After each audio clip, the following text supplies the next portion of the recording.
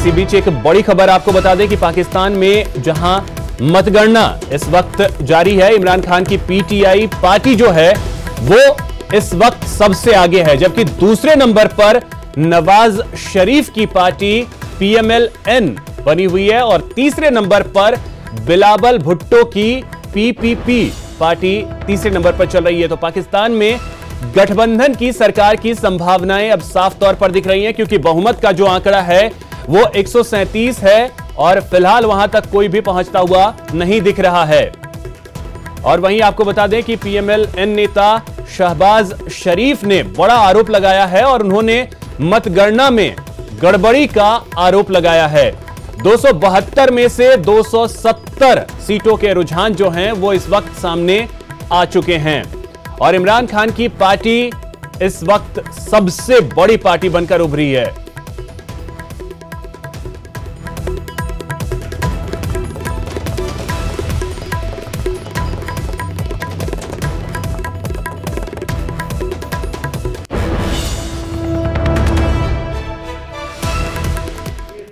चीरा-दर की ये इतनी सरीहन धांधली हुई है कि मेरे जैसा आदमी भी बिलबिला उठा कि यार हम इस इलेक्शन के जरिए पाकिस्तान को हम एक नए दौर में दाखिल करना चाहते हैं और जो ट्रांजिशन पिछली हुई थी उसको हम आगे लेकर जा रहे थे। बड़ी खुशी थी, जो हुआ हो गया और आज जो कुछ किया गया वो तो हम दोबारा पाकिस्तान को 30 साल हम पीछे ले गए हैं। बिल्कुल जिन लोगों से मेरी सियासी जोमा से बात हो रही है उनको भी मैंने ये यकीन दहानी कराई है कि इसके अंदर सिर्फ और सिर्फ डिले की वजह आरटीएस का प्रेशर में आके बैठना है, अदरवाइज कतन कोई इसके अंदर ना कोई घिनौनी साजिश है ना कोई इसके ऊपर असरअंदाज हुआ है। नंबर 1।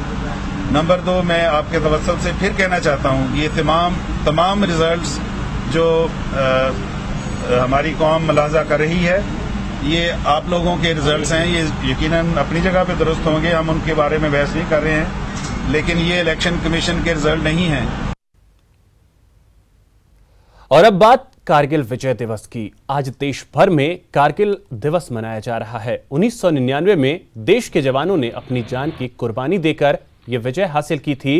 आप देख सकते हैं ये 3 तस्वीरें, जिसमें पहली तस्वीर जम्मू की है, जहां ये सभी जवान बेंगलुरु से चलकर जम्मू पहुंचे और कारगिल के वीर सपूतों को याद किया। 2 जुलाई को बेंगलुरु से चले थे ये सभी और 25 जुलाई को जम्मू पहुंचकर शहीद जवानों को श्रद्धांजलि दी। वहीं दूसरी तस्वीर कारगिल विजय की है। ये वही कारगिल की तस्वीर है जिस पर देश के जवानों ने तिरंगा लहराकर देश का मान बढ़ाया था। जबकि तीसरी तस्वीर धर्मशाला की है, जहां शहीद कैप्टन सौरभ कालिया को उनका परिवार याद कर रहा है। सौरभ के पिता ने अपने बेटे सौरभ कालिया की हर चीजों को सहेज कर रखा है।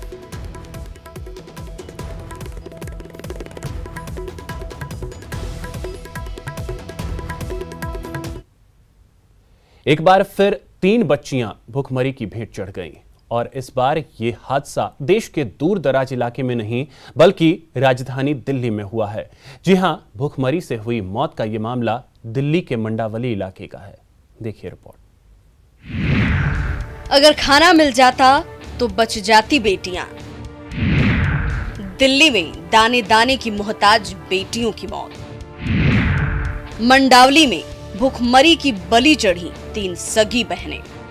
राजधानी दिल्ली में मंडावली इलाके में 3 बच्चियों की मौत भूख और कुपोषण की वजह से हुई है। तस्वीर में दिख रही ये तीनों बेटियां अब इस दुनिया को तौबा कर चुकी हैं। जी हां, उनकी मौत हो चुकी है और मौत की वजह है भूख। बिल्कुल ठीक सुन रहे हैं आप। आपके राज में भुखमरी। राजधानी दिल्ली में भुखमरी। संसद के नाक के नीचे भुखमरी।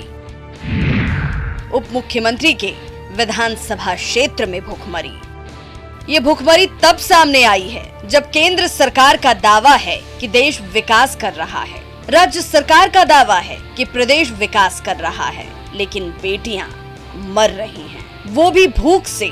जी हां, भूख से अब भी मौत हो रही है और ये हम नहीं बल्कि ये पोस्टमार्टम रिपोर्ट कह रही है। तीनों बच्चियों के पेट में एक भी अनाज का दाना नहीं मिला। शरीर पर किसी भी तरह के कोई चोट के निशान नहीं थे। डॉक्टर के मुताबिक तीनों बच्चियों की मौत का कारण कुपोषण और भूखमरी हो सकती है। ये मामला दिल्ली के मंडावली इलाके का है। जी हां, उसी मंडावली इलाके का जहां से प्रदेश के उप मुख्यमंत्री मनीष सिसोदिया विधायक चुने गए हैं। उन्होंने ट्वीट कर इस मामले की न्यायिक जांच के आदेश दिए हैं। मंडावली में 3 बच्चियों की मौत की घटना की मजिस्ट्रेट जांच के आदेश दिए हैं। ये परिवार 2 दिन पहले ही मंडावली में एक मकान में रह रहे किराएदार के यहाँ मेहमान आया था। घटना के पहले से ही बच्चियों के मजदूर पिता काम पर गए थे, जो लौटे नहीं हैं। मां भी पहले से मानसिक बीमार है। इस मामले में दोबारा पोस्टमार्टम कराया जाएगा, जिसके लिए बोर्ड ऑफ डॉक्टर्स से रिक्वेस्ट की गई है। दिल्ली सरकार फिर से एक बार उस लड़की का पोस्टमार्टम करवाएगी और उसके बाद जो वरिष्ठ डॉक्टरों का जो पैनल है वो इस मामले में जानकारी करेगा क्या वाकई में भूख और कुपोषण की वजह से मौत हुई है। और पुलिस को भी अब उसी रिपोर्ट का इंतजार है। एक बार रिपोर्ट कॉन्क्रीट मिल जाए हमें, उसके बाद he will be in a better position. अभी तो थोड़ा सा प्रीमेच्योर होगा ये कहना कि भूख की वजह से हुई है या कैसे हुई है। तो एक बार हम फाइनल रिपोर्ट्स ले लें, उसके बाद आपको बताएंगे। इन बच्चियों का पिता फिलहाल लापता है। पुलिस उसकी तलाश कर रही है, जबकि मां मानसिक तौर पर कमजोर है और बताया जा रहा है कि ये लोग इस कमरे में 3 दिन पहले ही आए थे। हाँ बिल्कुल, बहुत गरीब थे। तो ये रिक्शा चलाता था, पता नहीं कहाँ रहते थे, इनकी पता नहीं मेरे को। जब ये बुला के लाया था तो कह रहा बहुत ही ज्यादा गरीब थे, इनको खाने को पीने को कुछ नहीं था, जिसलिए मैं बुला के लाया हूँ। मैं रख रहा हूँ इनके लिए, खाने के लिए दे रहा हूँ मैं खाना खर्चा। 21वीं सदी में भूख से मौत किसी कलंक से कम नहीं है और इस कलंक से दामन बचाना सरकार के लिए मुश्किल ही नहीं बल्कि नामुमकिन है। Bureau report, news 18 network. और अब बात आरक्षण के नाम पर बुलाए गए बंद के दौरान हुई बर्बादी की। जी हां, महाराष्ट्र में बंद के दौरान आगजनी की गई, तोड़फोड़ की गई। सवाल है कि क्या अपनी मांगों को मनवाने के लिए बर्बादी जरूरी है? देखिए रिपोर्ट।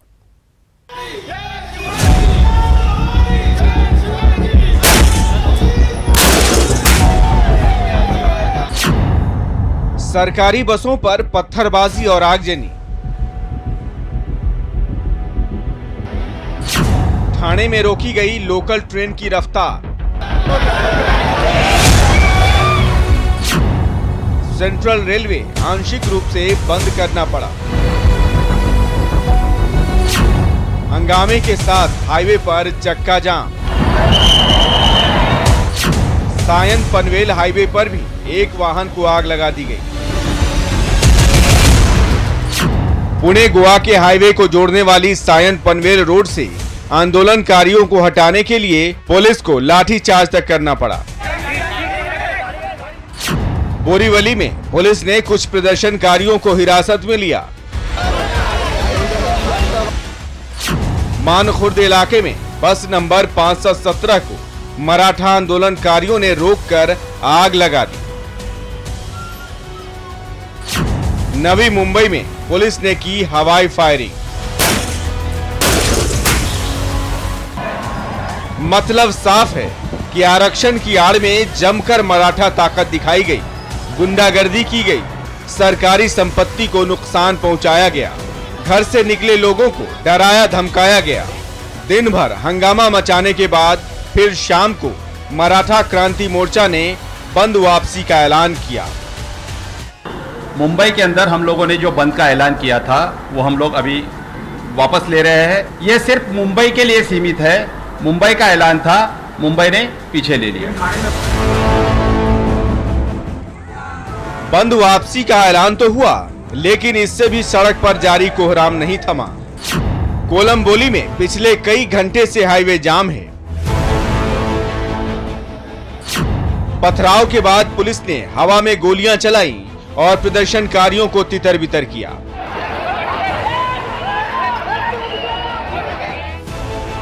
सड़क से बात संसद तक पहुंची।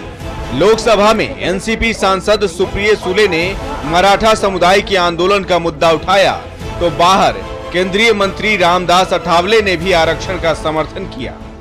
महाराष्ट्र के मुख्यमंत्री से भी आप बात करें, ऐसी विनती करती हूँ, क्योंकि मराठा आरक्षण को जो शब्द धनगर मराठा दोनों को बीजेपी के मैनिफेस्टो में है कि वो आरक्षण देंगे और बहुत अच्छी तरह से आज तक डायलॉग हो रहा था, लेकिन 2-3 दिन से बहुत बड़ा लॉ एंड ऑर्डर का इश्यू हो चुका। सरकार ने और सभी पार्लियामेंट ने इस पर विचार करके सभी जातियों को आरक्षण देने के संबंध में अगर कानून बन जाता है, 75% आरक्षण हो जाता है, तो इसी तरह के आंदोलन नहीं हो जाए। इधर महाराष्ट्र के मुख्यमंत्री देवेंद्र फडणवीस ने भी बातचीत का न्योता दिया। सरकार मराठा समाज से बातचीत के लिए तैयार है। सरकार आरक्षण की मांग को लेकर कटिबद्ध है। इस संदर्भ में जो कोर्ट में निर्णय आएगा उसके बाद सरकार आरक्षण देने पर फैसला लेगी। कुछ राजनीतिक नेता इस परिस्थिति का फायदा उठाने की कोशिश कर रहे हैं। महाराष्ट्र के हित के लिए व्यापक भूमिका निभाई जाए और इस पर राजनीति ना करें। हालांकि कांग्रेस को मुख्यमंत्री का यह बयान रास नहीं आया। इसमें राजनीतिक फायदा उठने का सवाल ही नहीं उठता है। मुख्यमंत्री चर्चा की बात कर, चर्चा तो 4 साल से चल रही है। आप लोगों को कब तक ऐसे घुमाते रहेंगे चर्चा के द्वारा? लोग चाहते हैं कि अब इसमें फैसला हो। आपको बता दें कि महाराष्ट्र में 16% आरक्षण की मांग को लेकर मराठा समुदाय आंदोलन कर रहा है। यह आंदोलन पिछले 2 सालों से चल रहा है। जनसंख्या के हिसाब से महाराष्ट्र में मराठा आबादी 33% है। ऐसे में कोई भी पार्टी इस समाज को नाराज नहीं कर सकती, लेकिन इसका मतलब ये भी तो नहीं कि बंद के नाम पर तांडव किया जाए और सरकार हाथ पर हाथ रखकर बर्बादी का तमाशा देखती रहे। Bureau report, news 18 network.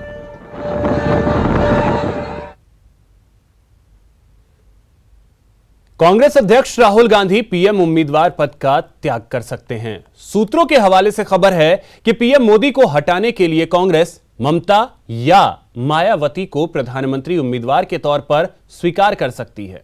देखिए एक रिपोर्ट।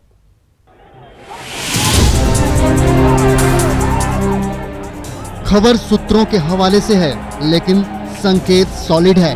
पहले आप कांग्रेस नेता टॉम वडक्कन को सुनिए। और देखिए, डेमोक्रेसी में सबसे इम्पोर्टेंट चीज क्या है? नंबर्स। अगर आपके पास नंबर हैं तो आप सिकंदर, अगर नंबर्स नहीं हैं तो आपको सब मिलकर कोई एक कंसेंसस पर इमर्ज होना पड़ेगा। सुना आपने, अगर नंबर नहीं है तो समझौता करना पड़ेगा। शायद कांग्रेस अध्यक्ष राहुल गांधी भी ये बात समझ चुके हैं, इसलिए 2019 में मोदी के विजय रथ को रोकने के लिए पीएम पद का त्याग करने के लिए तैयार हैं। सियासी गलियारों में खबर है कि कांग्रेस बीएसपी अध्यक्ष मायावती या पश्चिम बंगाल के सीएम ममता बनर्जी को स्वीकार कर पीएम के रूप में समर्थन दे सकती है। इस खबर के आते ही सत्ताधारी नेता कांग्रेस पर हमलावर हो गए। देश का प्रधानमंत्री आंख मारने वाला होगा, ये आंख मकौली चलेगा। तब कांग्रेस ने डेंटिंग पेंटिंग शुरू की। डेंटिंग पेंटिंग शुरू करके शुरू किया कि मैं नहीं तो कोई हो जाए।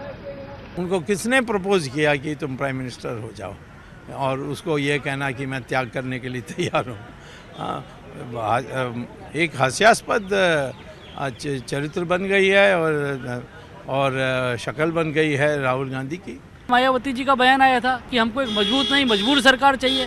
ये लोग अपने को सत्ता में बने रहने के लिए हमारे से एक हद तक घृणा करने के कारण किसी भी हद तक जा सकते हैं, देश का अहित तक कर सकते हैं कि एक मजबूर सरकार चाहिए, एक मजबूत सरकार नहीं चाहिए। इसी प्रकार राहुल गांधी जी भी कुछ भी करने के लिए तैयार हैं। सियासत में वार पलटवार तो लाजमी है, लेकिन सवाल उठता है, क्या राहुल गांधी विपक्षी गठबंधन में उठे विरोध के स्वर से त्याग किया है? क्या राहुल गांधी विपक्षी महागठबंधन को बचाने के लिए ऐसा कर रहे हैं? क्या राहुल गांधी बीजेपी के विजय रथ को रोक पाने में अपने आप को हार मान बैठे हैं? क्या कांग्रेस से ज्यादा टीएमसी और बीएसपी के पास वोट है?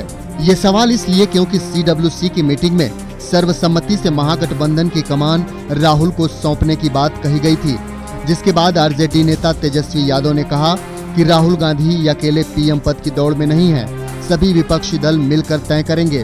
वहीं मायावती ने भी कांग्रेस को दो टूक कहा कि मध्य प्रदेश, राजस्थान और छत्तीसगढ़ से गठबंधन तभी संभव है जब उनकी पार्टी को सम्मानजनक सीटें मिलेंगी। अखिलेश यादव भी चुनाव बाद गठबंधन के नेता तय करने की बात कह चुके हैं। दूसरी ओर ममता बनर्जी भी कांग्रेस से अलग गठबंधन बनाने की फिराक में है।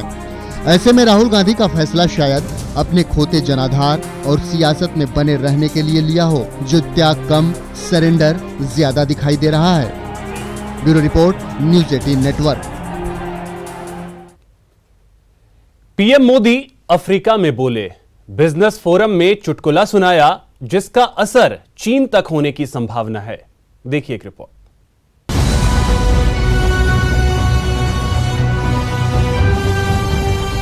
पीएम मोदी अफ्रीकी देशों के दौरे पर हैं। इसी सिलसिले में युगांडा पहुंचे। पीएम ने दोनों देशों के रिश्तों में मजबूती पर बल दिया, साथ ही दोनों देशों के बीच व्यापारिक संबंध बढ़ाने का मूल मंत्र दिया। भारत युगांडा बिजनेस फोरम को संबोधित करते हुए पीएम ने भारतीय टेक्नोलॉजी को चुटकुले के जरिए समझाया। एक पंखा बेचने वाला बस स्टॉप पर गरीब लड़का पंखा बेच रहा था ताकि हवा चले तो पसीने में, वहां गर्मी बहुत होती है। तो एक बेचने आया, वो कहता है 1 रुपया होगा। दूसरा आया, वो कहता है 8 आना होगा। तो लेने वाले का मन करता है यार रुपये वाला क्यों ले, 8 आने वाला ले। तीसरा आया, साहब 4 आने में होगा। तो उसने कहा अच्छी तो ज्यादा अच्छा है, तो उसने 4 आने वाला ले लिया और 3-4 बार किया, टूट गया। तो वो बस तो अभी चली नहीं थी, उसको पकड़ा। यार तुम पंखा दे के गए थे, तो बोले मैंने इसका थोड़ा कहा था, इसका तो तरीका ये था पंखा ऐसे पकड़ो मुंडी हिलाओ। जाहिर है पीएम ने चुटकुले के जरिए युगांडा में भारतीय टेक्नोलॉजी की तारीफ की, लेकिन निशाने पर चीनी टेक्नोलॉजी को लिया। दरअसल युगांडा के राष्ट्रपति ने भारत से मशीनें खरीदने की इच्छा जताई, जिस पर। इसी के साथ इस बुलेटिन में फिलहाल इतना ही। नमस्कार।